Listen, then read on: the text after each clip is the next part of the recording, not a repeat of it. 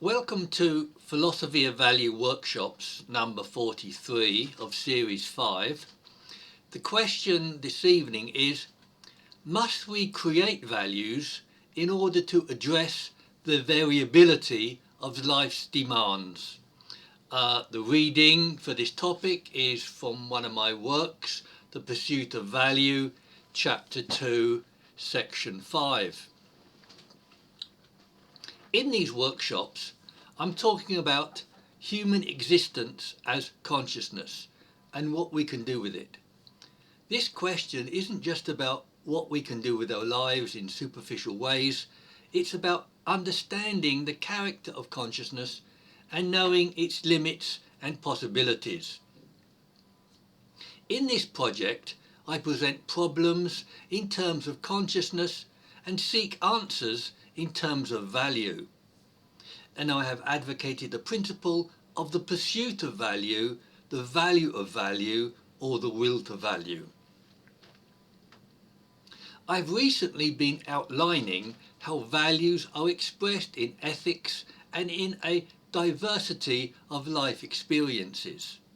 This diversity of life presents a problem for the coherence and normativity of ethical values. The question is how to maintain an ethical normativity that can cope with the diversity of life, or how to prevent the ethical inversion posed by Sartre's good be my evil, evil be my good.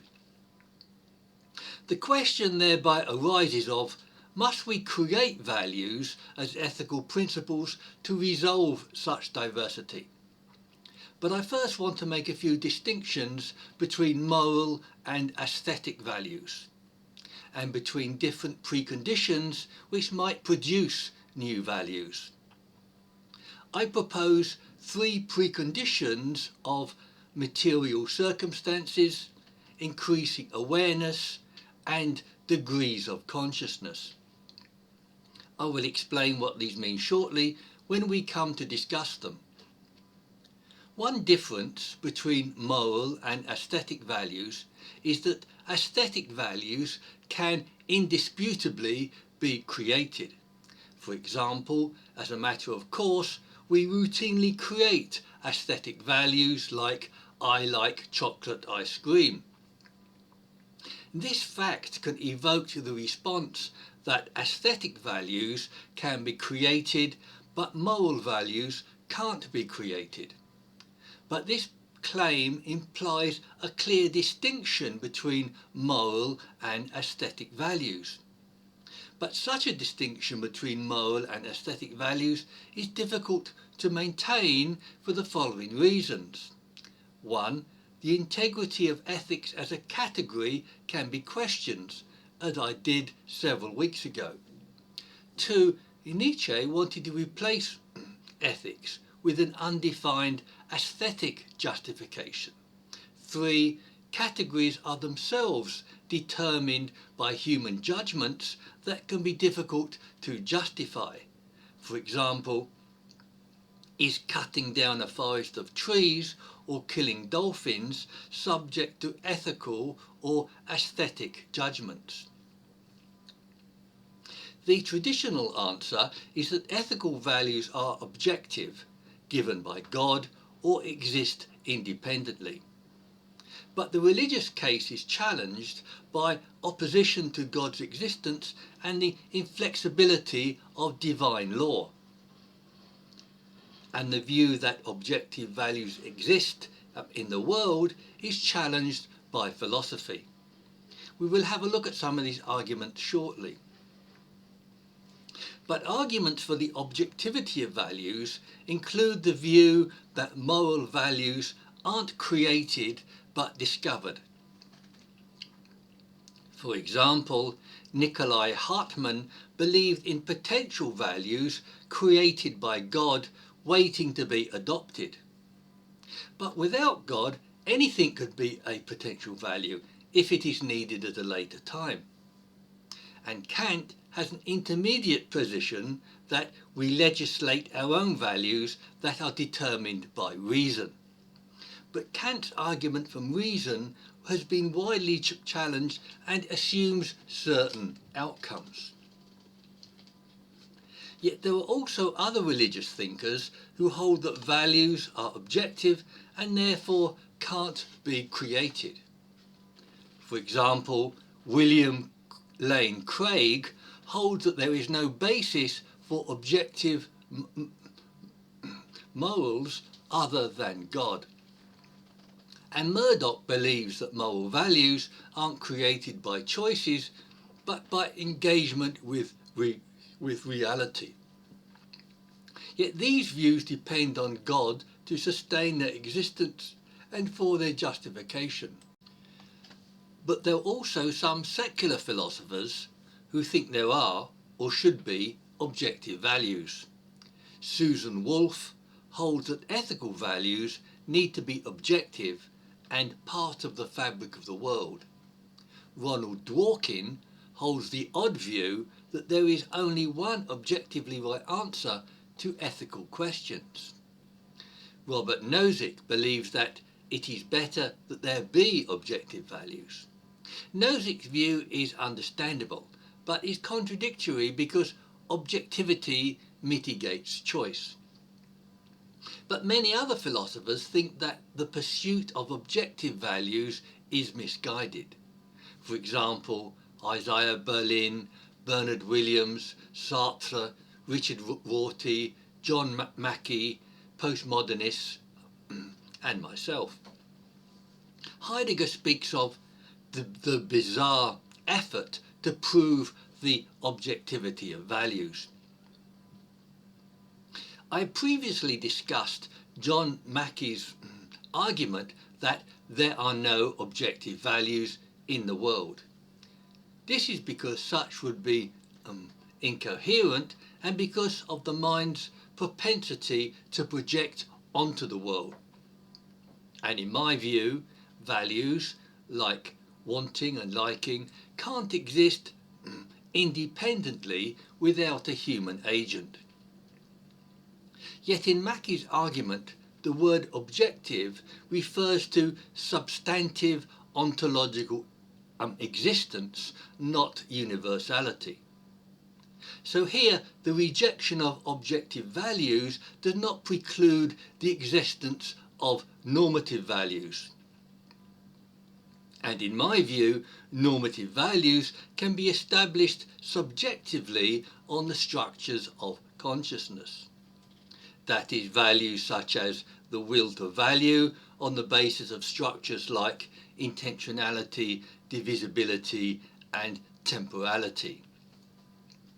And on the basis of criteria like coherence and consistency and inherent value within consciousness. We can discuss such alternative bases of normative ethical values later on. Yet another problem for fixed objective values and arguments is ethical relativity. We should first notice the difference between cultural relativity and ethical relativity. However, the argument is often made that cultural relativity indicates ethical relativity. The problem of cultural relativity was recognized by Aristotle. He wrote, I quote, "Fire burns in both Hellas and Persia, but men's ideas of right and wrong vary from place to place." Now, Hellas is the word for ancient Greece. But Aristotle demurred on the question of moral relativity, basing cultural and natural virtues on moderation. Yet, against objectivity, John McDowell and others have noted the uncodifiability of Aristotle's virtue ethics. That is, virtue ethics isn't based on rules, but on the judgment of people with good character. And Aristotle was alert to the diversity of innumerable situations which cannot all be predicted. This brings us to discuss material circumstances as the first of the three noted preconditions of moral values. That is, scientific discoveries produce new circumstances that may require the creation of new values. We can list a number of examples where new ethical values seem to be required. For example, ought we use biogenetics to change the genetic composition of the future nature of the human race? Or to what extent should we artificially extend the lives of comatose patients? Or should data collection be used to subjugate individual privacy for the common good? And the infinite diversity of what physical circumstances can be further argues for the need to create values, because it's preposterous to suppose that there is a Platonic realm where all these potential values reside. That is, that each and every potential value can be accounted for before it is adopted. But these examples also reveal the inadequacy of the idea of rules covering the material content of ethical action. We might have hoped that the formal content of ethical principles could be extended to include these. But an inability to do this also reveals a previously discussed inadequacy of ethical theory. To develop this concern, we can look at our increasing awareness as another precondition of new values.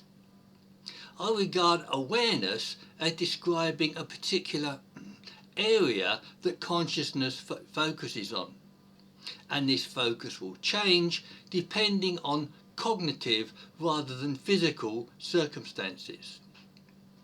And new values will come swimming into view as we change our perception.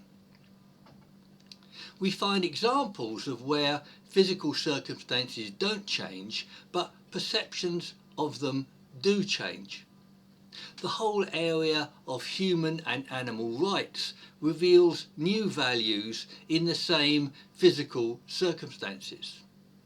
Concern for ecological values similarly reveals a new awareness of ongoing circumstances.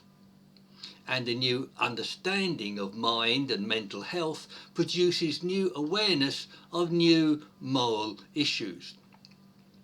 For example, the idea of self-deception is quite a modern one that rejects Descartes' transparency of mind. But with the possibility of self-deception, we have a new Sartrean ethic of bad faith or inauthenticity.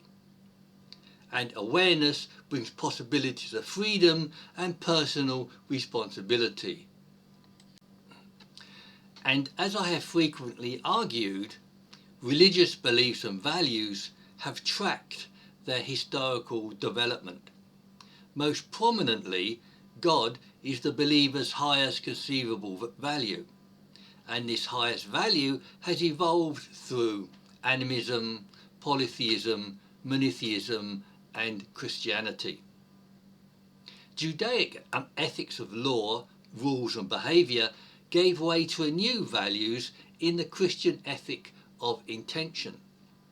Christian ethic then gives way to new values with mitigating social and psychological circumstances. These values aren't just waiting in the mind of God, they are produced as needed.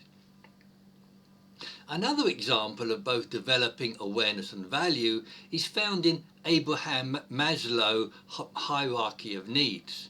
These are 1, physiological, 2, safety, 3, love and friendship, 4, self-respect and social esteem, 5, self-actualization, becoming oneself and fulfilling a potential that Maslow thinks is attained by only 2% of people. My argument is that these different levels of awareness require and express different appropriate values. I will now consider the further view of how different degrees of consciousness necessitate the creation of values. Yet the very idea of degrees of consciousness has nevertheless been challenged. But I argue strongly for this view elsewhere and support it here. Adult humans, however, typically enjoy similar levels of consciousness. But the development of both species and individuals necessitates the production of new values. Human development from fetus to adult cannot avoid a parallel development of consciousness. And levels of consciousness in animals, pre-humans and modern humans require new values.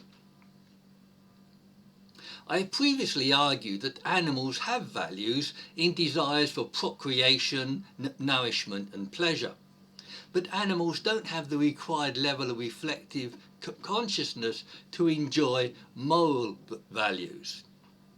Yet studies like the monkey in the mirror experiment reveal intermediate levels of consciousness.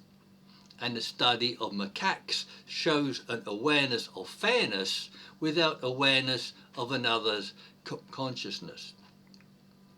With respect to humans, Jean Piaget and other psychologists argue for gradations of personal development. Up to 2 years old exhibit exploration. 2 to 7 year olds use language and symbols but are largely egocentric. Yet 7 to 11 year olds can handle abstract and logical notions.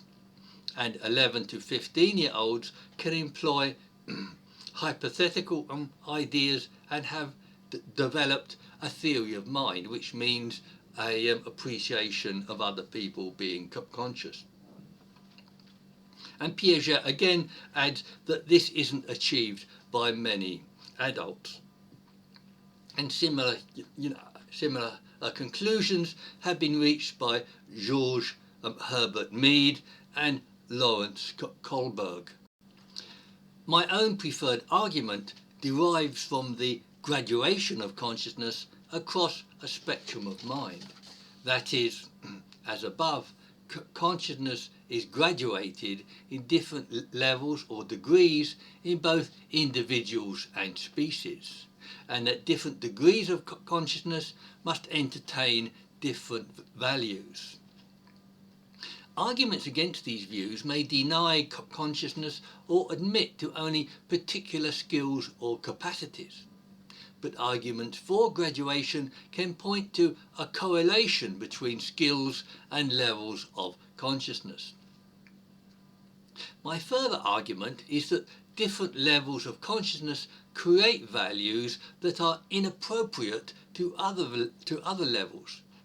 For example, animals or humans without appreciation of other minds are subject to different moral values. And humans with greater appreciation of consequences of actions are subject to greater responsibility. The above are arguments for the existence and the possibility of created values. Existentialism, and particularly Nietzsche, is the archetypal philosopher of created values. He writes, I quote, "Whatever has value in a world now does not have value in itself, but has been given value, and it was we who gave and bestowed it. Only we have created the world that concerns man." Similarly, Sartre's view of pure and total freedom stands for the creation of values against objective values. He nevertheless strongly maintains the values of freedom, authenticity and responsibility as principles. So Sartre's insistence on the values of freedom, authenticity and responsibility might be regarded as inconsistent with his view of the freedom to create values. Yet these principles might be taken as preconditions of the creation of values, not the objectification of values. And Sartre remained insistent that human choices create values rather than being determined by values. Yet this existentialist view has been criticised as philosophically incoherent and destructive of human life. Practical principles of action are required, and their lack results in anomie, anxiety and confusion. For example, Hubert Dreyfus criticises how some existentialists freely assign meaning to things without restraint. He criticises Kantian, Nietzschean and Sartrean autonomy that seeks to impose itself upon the world. And he singles out author David Foster Wallace as imposing meaning on life in acts of will and control. Dreyfus regards this as ultimately an unlivable, indiscriminate and obtuse response to life. Conversely, the meaning of events cannot be either accepted as simply given or chosen as pure acts of will. Events must be taken on board, yet reinterpreted and moulded to our own preferences and needs. Clearly, values must be created as choices, but coherently according to certain principles. And the kind of principle I'm talking about is the underlying inescapability of value itself, again to be noted shortly. And the basic principle of inescapability is illustrated in Sartre's idea of being condemned to be free or condemned to choose. Yet the quintessential philosopher caught up in this dilemma between choice and content is Immanuel Kant. Choice is one of the key features of Kant's categorical imperative in determining moral action. Although a believer, he writes that we must choose to give the moral law to ourselves. We cannot simply accept it or to be told to act in a moral way, even by God. Choice and the freedom to choose are preconditions of moral values. Kant gives material content to his choices with the power of reason, perception of fact and its outcomes. But based on the tautologous character of logic and reason, many argue that reason alone cannot provide the material content for action. Moreover, Kant holds that the conception of something alone, for example a person in need, is sufficient for moral motivation. But human others hold that fact and reason by themselves cannot motivate an action. Philippa Foot, John McDowell, Ian McFitridge argue that Kant's categorical imperative is in fact a hypothetical imperative. That is, Kant's moral imperative is only an imperative on some prior premise like feeling or impulse. The above are about two key features of Kant's ethics in the moral law and the obligation to act upon it. These involved the universalization of the moral law through reason and that just conceiving this law was sufficient to evoke duty and motivate action, and that conceiving this law and dutifully acting on it bestowed dignity, and I would add value, upon the agent. If the Kantian ethics of reason holds, we can choose our values without having to create them. And although I don't believe it does hold, it nevertheless provides another pathway to value. Kant held that we must legislate or choose, but not create values for ourselves.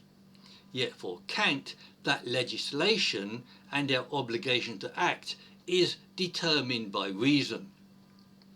But reason, as we've said, has been found inadequate to determine values or obligation by Hume and others. Another way of preserving both choice and the content of that choice is to replace fact and reason with value. Then the external mandate of reason is replaced with the internal motivation of value as choice. This takes the form of a choice for value and the value of value as the will to value. This is a self-validating principle, the negation of which is self-contradictory and self-defeating. But we still need to determine the detailed material content of our behaviour. The material content of this principle is given by the pursuit of value in needing to act well to accrue value. Conversely, acting badly on the agent's own judgment diminishes the agent's value. Yet there is a dependence here on the agent's judgment, making this system fallibilist. Fallibilism is nevertheless a strength which accommodates human error and rejects Kantian absolutes. Yet such a system of value tends to eliminate error as incompatible with the agent's values. On this view, we choose to affirm or deny the formal principle of value, the will to value, and to value value. We create values for the material content of action that express this principle. This is my view of choosing the formal content and creating the material content of moral action. The same solution can be applied to the question of meaning and purpose in life. The obvious statement is often made that there is no meaning in the world or even in life. I would say, of course not. The question is, what can we do with human existence as consciousness?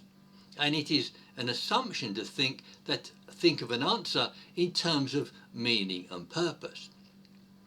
We are then faced with the task of creating objectives out of the possibilities of fact, reason, and consciousness, and out of the categories of consciousness, cognition, affect, will, and value.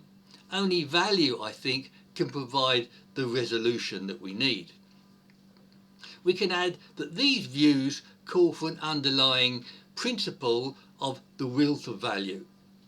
Comparisons and contrasts can be made with Nietzsche's notions of the will to power and the will to will. That is, Nietzsche's will to power also has an iteration as the will to will that is preferred by Heidegger, and that the will to will is interpretable as a will to value. I don't have time to explicate that particular point, but this is appropriate as Nietzsche is quintessentially a philosopher of value. But the objection might be made that if value is inherent in a consciousness, then we don't need to affirm it. The will to value may well be present in all conscious creatures, but it still needs to be formulated and affirmed. The need for affirmation arises from two features of reflective consciousness. Like value, it is a fragile entity that requires affirmation and reinforcement. And as a reflective entity, it can and has a need to exercise the capacity of affirmation. My conclusion is that we must choose the formal content and create the material content of moral action. That is, we create the material content of moral action from the possibilities offered to us in life. And the same paradigm can be applied to wider questions such as in meaning and purpose. To do this, I presented the view that values and moral values are not objective or have fixed material content, and that the dividing line between moral, aesthetic and other values is fluid, not definitive, and that there are different kinds of preconditions which call for new values, and these were material circumstances, increasing awareness and degrees of consciousness, and that variable circumstances in cultural and ethical relativity and in individual and species development all show a need for new values as ethical principles. Yet I have nevertheless implied a commonality of all conscious beings in that they produce and experience value, and the affirmation of value works as a source of satisfaction, a principle of ethics and meaning and purpose. And finally, the value of value as the will to value is itself a new value that we have needed to create. Although value, values and the will to value already exist as part of conscious experience, it is a created value because it is a process we need to formulate and affirm.